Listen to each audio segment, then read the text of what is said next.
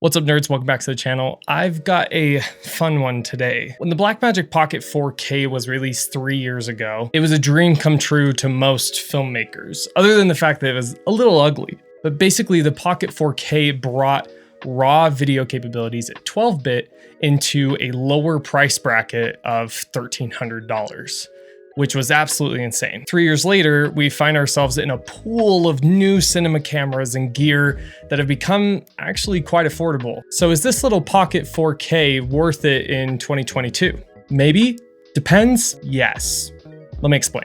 I want to come at this video from a certain perspective. Recently, I've been researching different cameras. I love my Blackmagic setup. I had two of them. A little bit ago, I kind of thought about selling one and getting a more compact type setup because I was doing more run and gun work than I thought I was going to do. So it kind of gave me a reason to find a smaller package. I also was considering what bigger type of work I was doing. And if it was going to be a bigger project with more people, a bigger budget, I was always going to rent. So owning two Pocket 4Ks just seemed a little redundant to me. I still loved my Pocket 4Ks. Like, I love this camera to death. That's why I still have one. So yes, I sold my other Pocket 4K and bought myself a Fuji XT-4, which is what I'm shooting on right now. Does it look good? But like I said, I still love my Pocket 4K.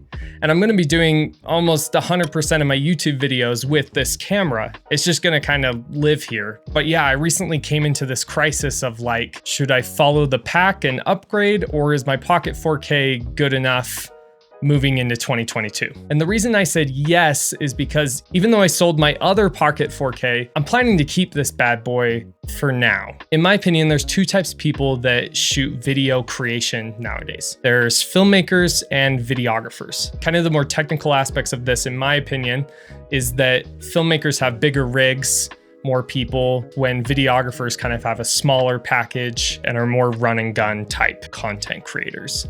Understanding these two types of categories helped me understand what type of camera would be best for me. The Pocket 4K, I mean, my rig that I shoot on that is enormous. I have the Ronin RS2, my 18-35 Sigma.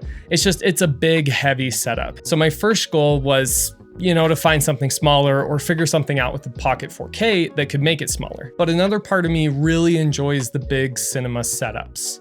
I like having a fun camera package. I think those are really exciting, using big cinema lenses. And I didn't really want to give that up all the way just to switch to a smaller system. This camera kind of beats a lot of cameras in a similar price range, just spec-wise. And when I'm talking about price range, I'm including all the accessories that you would need to really get this thing up and running. My setup specifically is well over $3,000, including lenses, adapter. I run on an SSD. I've got a cage, all that. So considering all the other cameras and their specs compared to this camera beats them out of the water, no chance. Especially if you have a speed booster on there to make it an APS-C Super 35 sensor. But you have Anamorphic Controls, you have this enormous touchscreen on the back, which I am missing that. You also have these other capabilities, like you have mini XLR, you've got a direct power input, a full Hdmi. The one thing you're missing is photo capabilities, but considering that this isn't meant to be a hybrid camera, I don't think that's really worth mentioning. So if you're like, yo, I'm not a photo person, I don't take pictures, I don't need autofocus, I just need a camera that is gonna make it look like I'm shooting Hollywood films. Honestly, this is probably my biggest recommended camera for that type of person. But if you're the type of run and gun person that I'm kind of evolving into, I definitely was that person where I was like, I don't need autofocus, I don't need a smaller package. I was that person for a long time, and I feel like it's starting to evolve into who I'm actually becoming and kind of defining my own style, my own voice.